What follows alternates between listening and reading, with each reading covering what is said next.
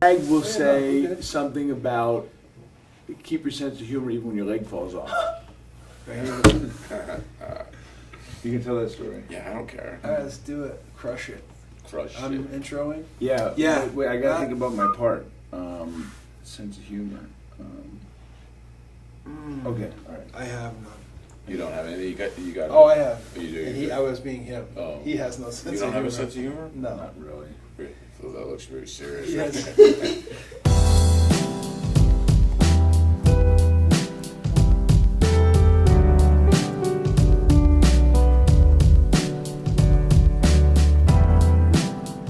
Hey, sweethearts and heroes, it's Coach Spector here with Tom Murphy back in the lab with the $6 million man, Jim McHugh. Today we're talking about comfort.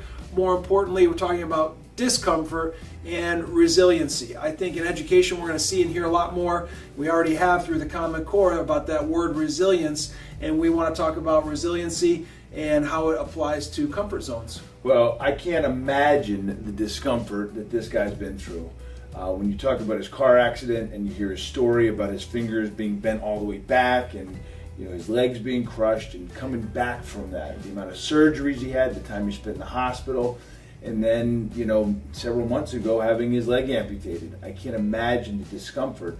So Jimmy, we need a lesson from your lab about dealing with adversity, discomfort, because there are not just teachers out there and parents, but there's kids that you got to take through this discomfort and resilience. And how do you build it in them? I think we all talk about it. We all tell kids you need to persevere, you need to work through it. I think that, not that I chose the things that happened to me in the past, but we're all going to face challenges and we're all going to face tragedy. I happen to face a couple of challenges, and I think when we spend time as educators, our just like we're watching our students are watching us, and that's really why it's so important to walk the walk and not just talk the talk. I was unfortunately in situations that challenged me, and I think everybody was watching to see how I respond. So sometimes when I interact with those students and staff views me, I think they realize that I kind of work through those challenges. So the things that I say, I think have a little bit more weight to them because people know that I've actually gone through it. Yeah, you become quite a sounding board for a lot of people. I mean, I know that you've given me some great stories of, after you did a couple keynote speeches with us, people reached out to you and they kind of blew your mind. Yeah, it really did blow my mind. I mean, it's amazing. No two situations are the same, but we should realize that probably everybody's walking around with some baggage and some challenging situations, some things that stress them out, whether it's financially, whether it's in their family, whether it's illness. Everybody is dealing with stuff outside of that academic day. So when we're not making connections with kids and taking care of the whole student and getting to know the student and getting to know what they experience outside of that classroom, we're doing a disservice to the profession.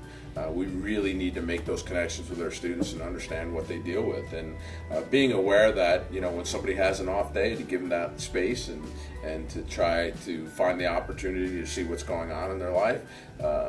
Those are things that are challenges, and a lot of times that gets us out of our comfort zone. We'd rather not talk about those things, or sometimes we view those things as not really my responsibility.